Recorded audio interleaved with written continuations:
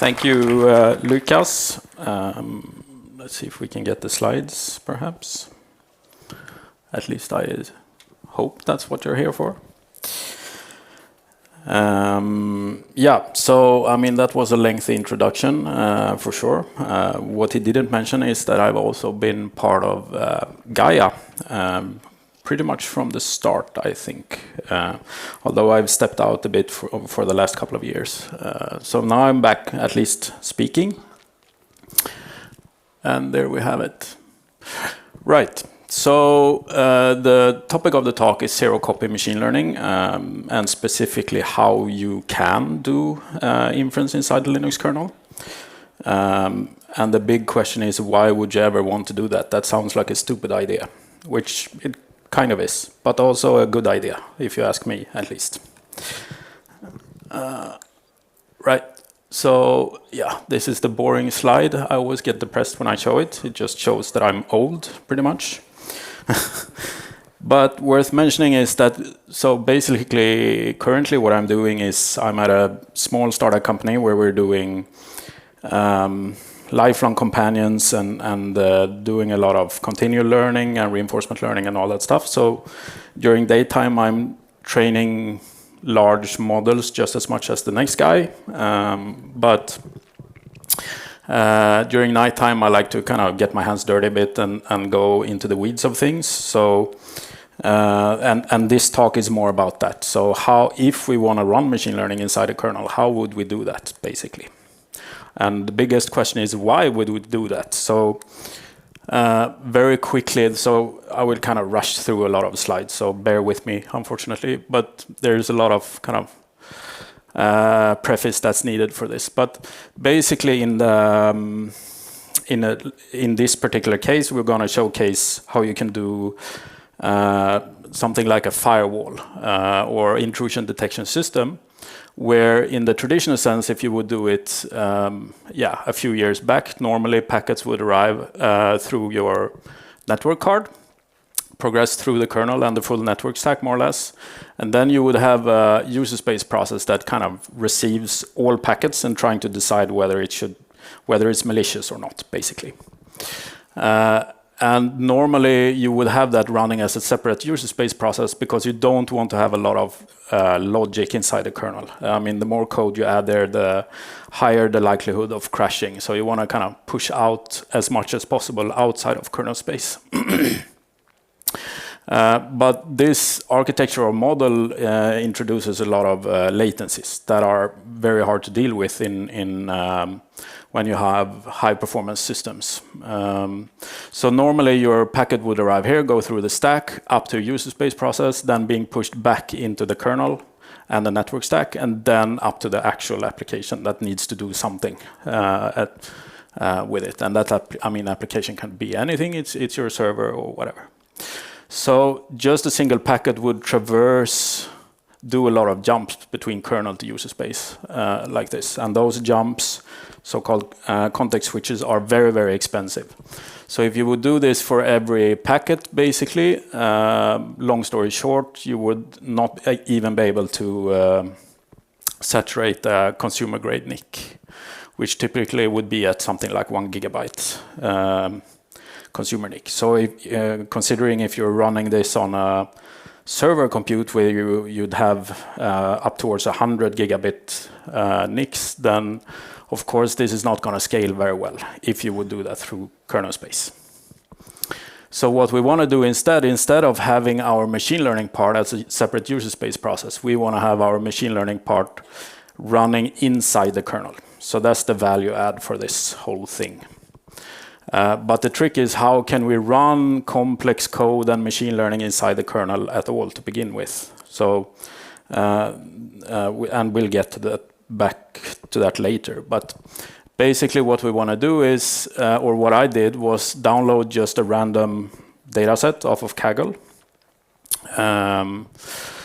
And it turned out this was a really bad dataset, to be honest. But for this case, where I just wanted to run it in terms of in terms of doing intrusion detection, it tests the concept at least. So in this particular case, it's just a simple data set where they started a Windows server or a Windows machine that was just generating background traffic, so containing basically anything. And then they did perform an attack from a Linux machine towards a server with known vulnerabilities, basically. And then they captured all traffic going back and forth between these three machines, basically. And as part of that data set, they graciously for you created 28 features out of all those packet captures. And those features are typically what's called shallow inspection type features, so more on the header level rather than looking at individual protocols. So it would typically be things like source and destination IP addresses and stuff like that. But the bad side of the data set, apart from the features are maybe not that great, is that it's highly imbalanced. So almost all of it is malicious traffic rather than benign traffic. But yeah. So I'm trying to find where there is a timer. Sorry.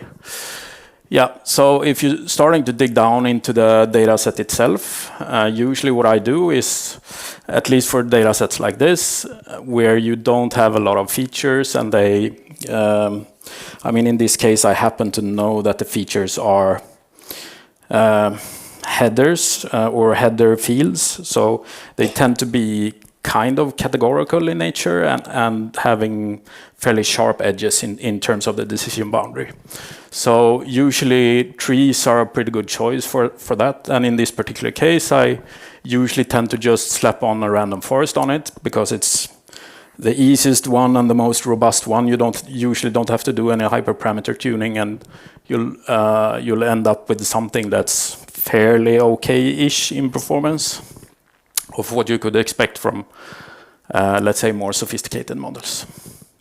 But anyway, so what I did here is just slapped on a random forest and then started looking at feature importances. So that's, at least to me, a good way to start digging into, do the features actually make sense, and what can or shouldn't we do about them. So the top one, we can see TTL, and for those who are not aware what TTL is, it's a time to live counter. So basically a machine, when it sends out the packet, it will set that to some value.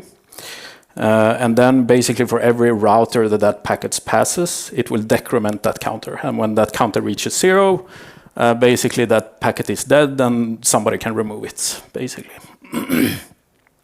But to me, just a simple counter like this as the top feature is not great. So that's a dead giveaway that we're leaking something in terms of the label into the data set, at least. But we'll talk about that later. Another thing I want to mention is that random forest is good to just get some initial intuition around it, but we can simplify even further. So in this case, I just took the top 7 features and ran it through a simple decision tree.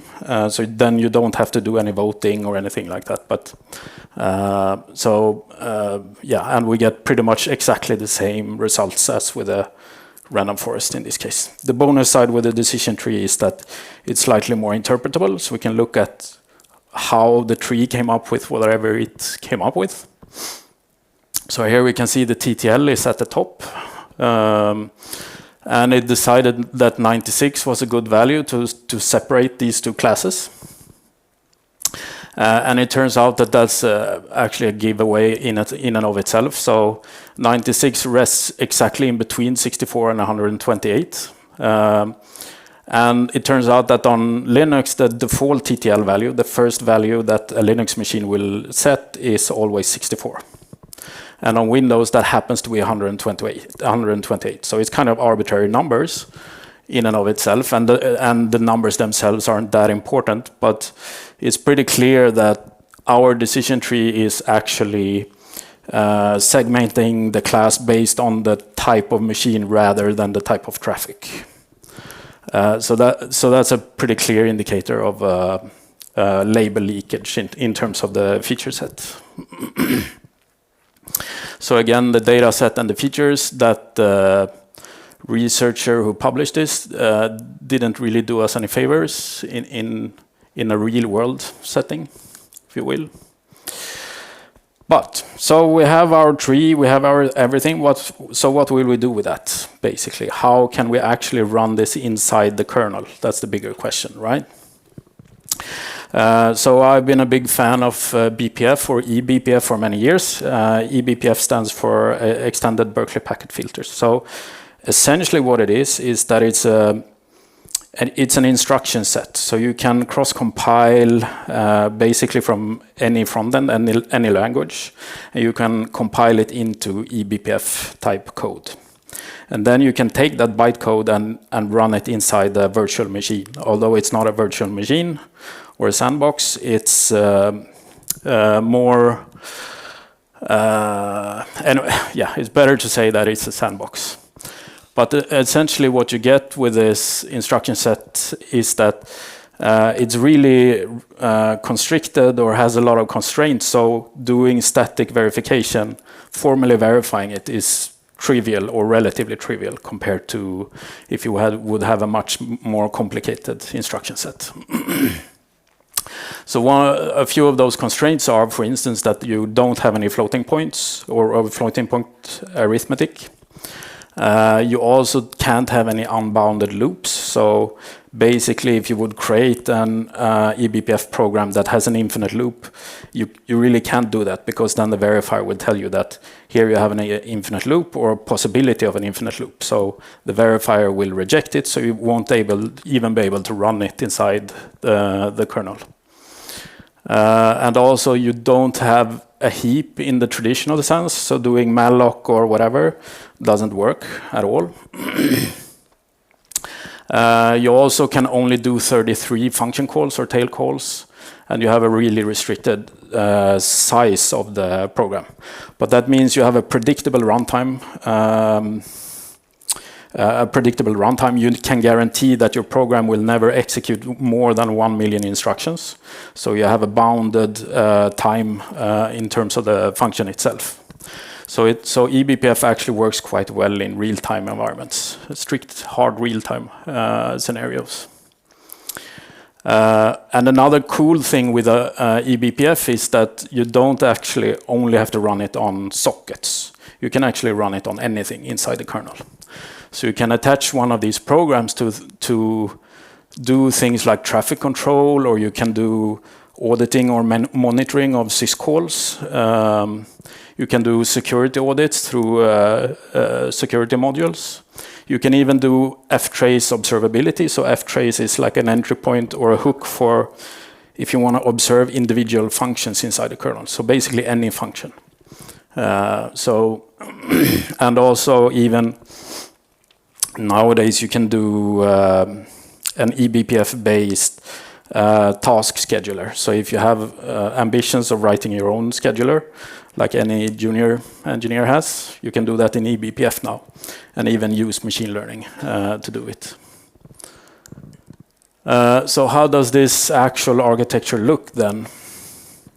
So what I do is I train a decision tree in scikit-learn.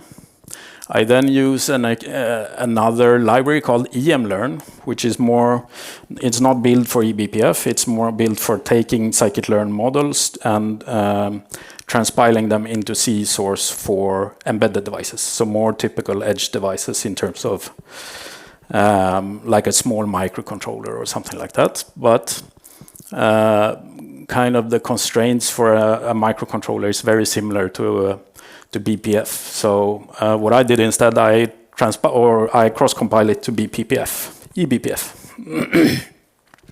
So what you get out from this is you transpile it to C, you compile it, you get some bytecode, and then you can load it into your kernel and saying, this is my program, this should be allowed to attach to a socket or whatever. Then the kernel will actually do the verification and then do a JIT compiler for it, or a JIT compilation pass for it. And then what I actually care about is on the right-hand side here. So this is my kind of firewall process that I want to run. So then I can take that small program, attach it to a socket, and say, for this socket, run my BPF program, which happens to hold all the machine learning stuff, basically. And then inside the kernel, we will run that BPF program. And basically anything that matches or is flagged as a match or not a match will get kind of forwarded through that socket up to my process. So my process will only get exposed to the packets that I care about, basically. And so how does this look in practice? So this is maybe a slightly cleaned up example to get it to fit on the screen, but basically my packet filter thing is on the left-hand side. The right-hand side is the transpiled or translated code from my scikit-learn model into C in this particular case. And for those who aren't familiar with C, it's quite a small program. All we're doing is declaring a few set of headers, which are typical for IP traffic. So you have an Ethernet header, an IP, and TCP. And then basically, I create my feature vector out of this, and then I call my predict function. And then I return whatever the result from my predict function is, basically. And then the emLearnPredict is what we have over here. So here we can kind of see the tree I showed before. So the first feature, if that's smaller than 96, and this corresponds to the TTL value we talked about before, if it's smaller than that, we should blah, blah, blah, blah, eventually return 0 or 1, depending on what we want to do. So in this case, it was only 2 classes, right? So it was suspicious, malicious, or benign traffic. So that's what the 0 or 1 kind of indicates in this case.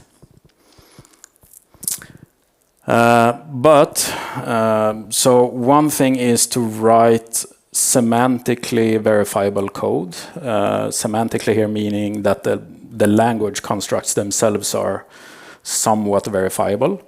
But as soon as you start to kind of allow the optimizer, for instance, in LLVM to kind of go bananas, like it quite often does, you end up starting fighting or trying to settle the fight between the optimizer and the verifier that runs inside the kernel.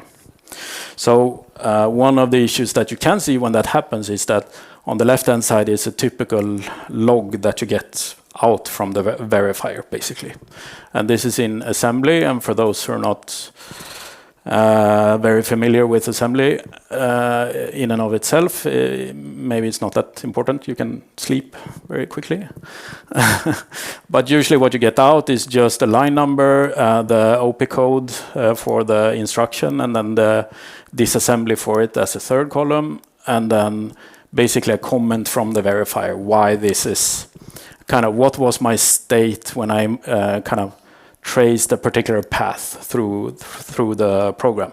And then usually you have an error code that kind of indicates why this was bad or not. So in this particular case, I enabled O2, which is one of the more aggressive optimization levels that you can do. And it turns out that we get, with LLVM, we get quite aggressive micro-optimization. So here, it decides that it's a good idea to do a bitwise OR operation on R1. And in this particular case, R1 was classified as being a pointer type rather than an immediate value. And that's illegal in the verifier sense. So the verifier will actually kind of reject this whole program and say that you're not allowed to do OR on a pointer type. What we would have liked to see here is something like an add or something that would be allowed on that pointer type. You could also argue whether R1 actually should be a pointer type or not, but maybe not important in this particular case. But the program that led to this rejection is, if you ignore this ASM volatile part, but basically it's these 2 lines that are the kind of the dangerous part. So we have the votes vector, and we have an index into that vector. And the index into that vector is what's causing this little thing, basically. So a way to kind of avoid that is that In this case, I added this ASM volatile assembly instruction, basically saying that you're not, to the optimizer, I'm telling it you're not allowed to actually restructure this this variable in essence. And this is how it typically would look. You start your filter application like this, telling it to listen on localhost in this particular case. And then I run TCP replay, which is just a standard program for replaying captured traffic like this. And we can see that we have some malicious traffic being detected correctly. So final words is that it turned out to be fairly easy to actually port emlearn type to eBPF. At least for tree types. It turns out that emlearn is not super consistent in terms of adhering to those D types I indicated earlier. So floating points, of course, is a big issue. So anywhere it says double or float or something like that in the code, I will not be able to compile it because those are not allowed in eBPF.